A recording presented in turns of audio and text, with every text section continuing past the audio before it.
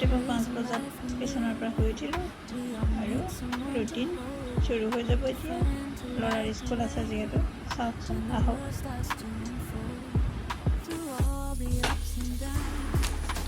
আমাক ৰুটি দিছোঁ, বিস্কুট আছে, সেয়েহে লৰালৰি নকৰিলে পিছত দেৰি হৈ যাব। এইফালে তাৰ গাখীৰ পানী দিছোঁ তাৰমানে, আৰু ইয়াত ইউনিফৰ্ম ৰেডি কৰি থৈছোঁ। সকলোখিনি যোগাৰ কৰি ৰাখিছোঁ, নহ'লে দেৰি হয়।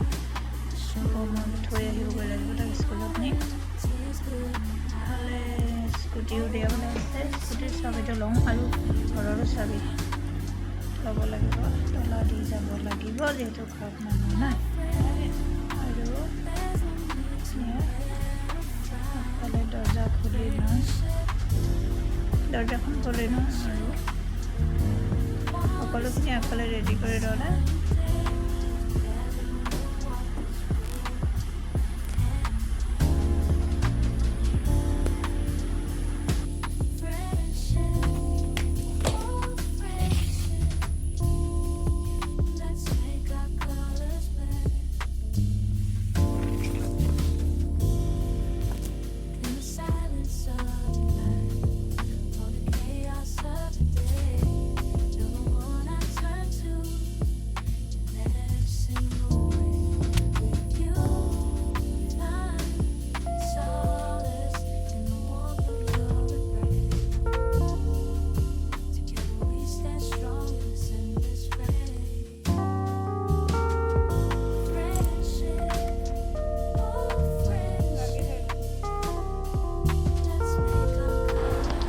ৰাতিপুৱাৰ সময়কণত একেবাৰে আহৰি নাথাকে। ল'ৰা ছোৱালীৰ লগত দেখিছেনে কিদৰে দৌৰি ফুৰিব লাগে।